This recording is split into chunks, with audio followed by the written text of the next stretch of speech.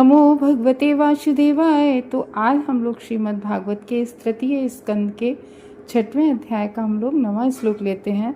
और जैसा कि हम लोग पढ़ रहे हैं, अपने बहुत ज़रूरी होता है अपना ये जो स्थूल शरीर है और सूक्ष्म शरीर, इन दोनों के बीच में भेद करना, क्योंकि इन दोनों के बीच का भेद जब हम जानेंगे तभी हम आध्यात्म की दिशा में आगे प्रोग्रेस कर पाएंगे। अदरवाइज़ हम बद्धजीव, हम बद्धात्मा बन के रह जाएंगे। तो थोड़ी सी टेक्निकल है समझना थोड़ा सा, क्योंकि एक तरह से ये थोड़ा शरीर का और मन का और हमारे प्राण का पूरा ये साइंस है। लेकिन हाँ, अगर आप क्रम से सुनेंगे तो समझ में आएगा। हरे कृष्णा।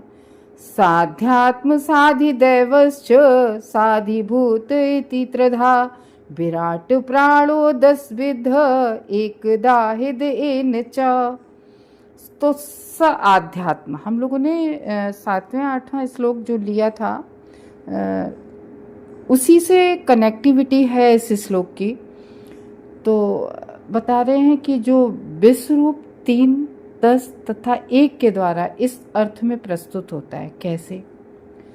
तो पिछले श्लोक में हम लोगों ने जाना था कि किस तरीके से जो है 3 विश्वरूप 3, जैसे कि हम लोगों ने देखा था आदिदेव और आध्यात्म अधिभूत, इन 3 चीज़ों से बनता है विश्वरूप।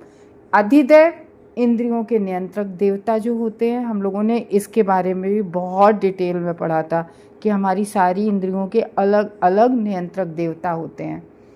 साध्यात्म शरीर तथा समस्त जो हमारी इंद्रियां होती हैं, इनमें मन भी होता है। और अधिभूत यानी कि वर्तमान विषय। तो हम लोग इसमें जानेंगे कि जो हमारे प्राण हम लोगों ने जाने थे कि प्राण वायु हमारी जो होती है वो 10 तरह की होती है। प्राण, अपान, म्यान, तो ये सब भी हम लोगों ने पिछले श्लोक में बहुत अच्छे से पढ़ा था कि हमारे 10 तरह के जो है प्राण होते हैं। तो श्री भगवान शरीर तथा मन और इंद्रियां हैं, वे ही 10 प्रकार की जीवनी शक्ति, जो 10 प्रकार की जीवनी शक्ति प्राण शक्ति हमारी, इसके द्वारा समस्त गतिविधियों, देखो प्राण के द्वारा ही हमारी जो शरीर की गतिविधियां होती हैं वो गत्यात्मक शक्ति भी है। और वे ही एक हृदय है। हृदय से ही देखो, ये बात तो सही है कि प्राण से ही हमारे शरीर की सारी, जितने भी शरीर के मूवमेंट होते हैं वो हमारी प्राणवायु, प्राण से ही होते हैं सारे मूवमेंट। तो इस तरीके से ये विराट पुरुष, जो हम विराट पुरुष के बारे में जान रहे थे कि ये विराट पुरुष अपनी आध्यात्म यानी कि इंद्रियों तथा मन सहित, और अधिदेव यानी कि इंद्रियों के नियामक देवता जो हम लोगों ने पढ़े थे, इसके सहित अधिभूत यानी कि इंद्रिय विषयों सहित, रस रूप गंध स्वाद, ये सब इंद्रिय विषय। तो इस प्रकार से ये 3 प्रकार के प्राण रूप में होते हैं।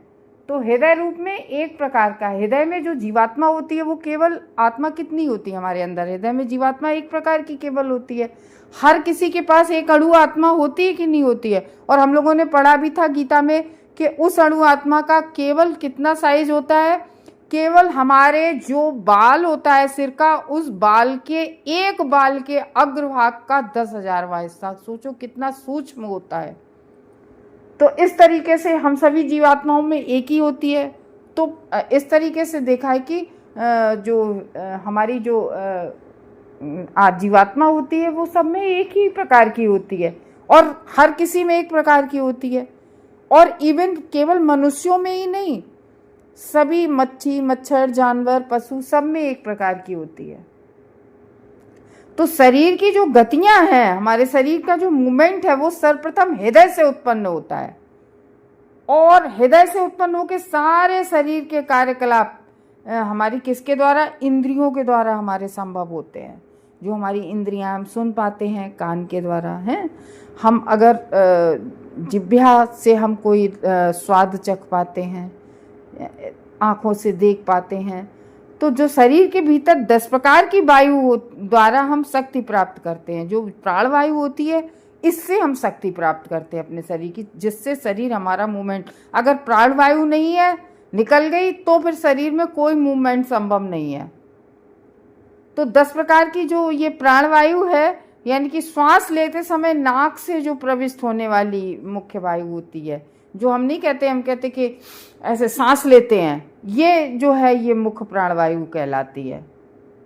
जो वायु गुदा से बाहर निकलती है वो कौन सी कहलाती है? हम 10 का वर्णन यहाँ सुन रहे हैं, और श्वास वाली जो नाक से लेते हैं ये मुख्य होती है हमारी, हाँ। और जो वायु गुदा से बाहर निकलती है वह अपान कहलाती है, प्राण अपान है। और जो वायु उदर से भीतर भोजन को ठीक करती है, और हमें नहीं, कभी कभी हम लोग डकार लेते हैं, डकार निकलती है, ये भी वायु के रूप में निकलती है, ये समान।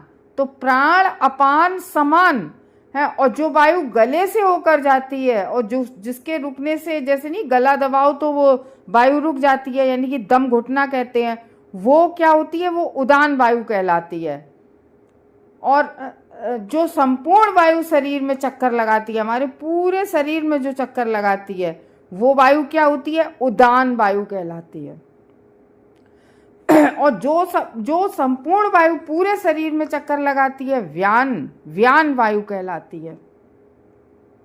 और इन 5 वायुओं में भी सूक्ष्म अन्य वायु भी है, जो वायु आंखों के और मुंह के खुलने में सहायक बनती है।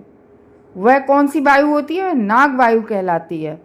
और जो हमें भूख बढ़ाती है, हमारे अंदर भूख बढ़ाती है, वो क्रंकर वायु कहलाती है। और जो वायु संकुचन में सहायक होती है वो कूर्म वायु कहलाती है। और हम जब अंगड़ाई लेते समय हमारे मुंह को फैलाकर हम लोग ऐसे करते हैं, ऐसे करते हैं ना, ये अंगड़ाई लेते समय जब मुंह को फैलाकर विश्राम दिलाती है, वो कौन सी होती है? वो देवदत्त कहलाती है। और जो वायु संपोषण में सहायक होती है वह हमारी धनंजय, यानी कि लास्ट वायु कहलाती है। तो ये सारी वायु हृदय के मध्य से उत्पन्न होती है। कहाँ से? सब हृदय से संचालन, सारे हम लोगों ने जैसा किया ना, सारा मूवमेंट हृदय से होता है। तो ये जो वायु होती हैं सब हृदय से ही संचालित होती हैं, सब पूरा कार्य हृदय का ही है। और हृदय केवल एक ही है, और उस हृदय में जीवात्मा भी, जो अणु आत्मा है, वो भी एक है। तो ये मध्यवर्ती शक्ति श्री भगवान की श्रेष्ठ शक्ति है। श्री भगवान, हम लोग नहीं कहते हैं हृदय के भीतर बैठे हैं भगवान। भगवान तो हमारे लोगों को कहते हुए भी सुना होगा, भगवान तो हमारे हृदय के भीतर रहते हैं, भगवान तो हमारे हृदय के भीतर बैठे। तो ये श्री भगवान हृदय के भीतर शरीर की आत्मा के साथ आसीन है। हमारी जो आत्मा होती है, जैसे नहीं कहते हैं आत्मा और परमात्मा, तो वहीं आत्मा के जैसे हार्ट के 2 हिस्से होते हैं, जैसे 2 ब्रांच है, तो एक ब्रांच पे जो है आत्मा है, यहाँ हमारी एक तरफ आत्मा रहती है और सेकंड तरफ हमारे परमात्मा बैठे रहते हैं। तो दोनों आसीन हैं, जो हृदय की 2 ब्रांचेज हैं। और आत्मा श्री भगवान के मार्गदर्शन में कार्य करता है। और जो हमारी आत्मा, अगर हमने अपनी आत्मा को जैसा बना लिया, हमने नहीं तो भगवान फिर शांत बैठे ही रहते। अगर हम आध्यात्मिक हैं, भगवान को भजते हैं, भगवान का स्मरण करते हैं, तो भगवान हमें रास्ता दिखाते हैं।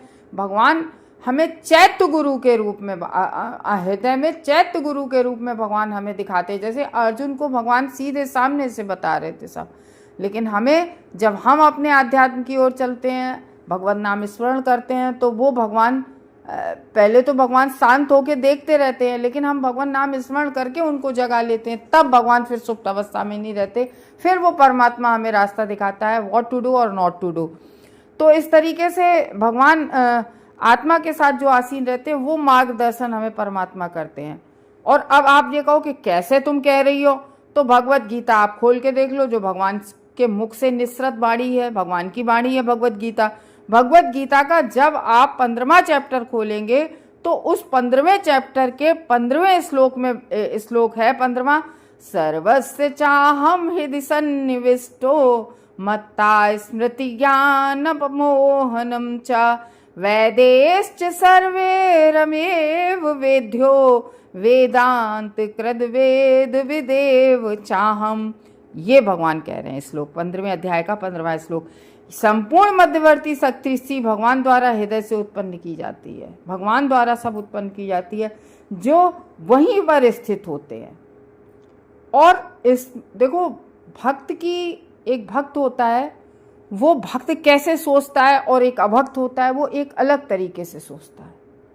जो भगवत भक्त होता है वो कहता है कि हे प्रभु, हे नाथ, मेरी डोर तेरे हाथ।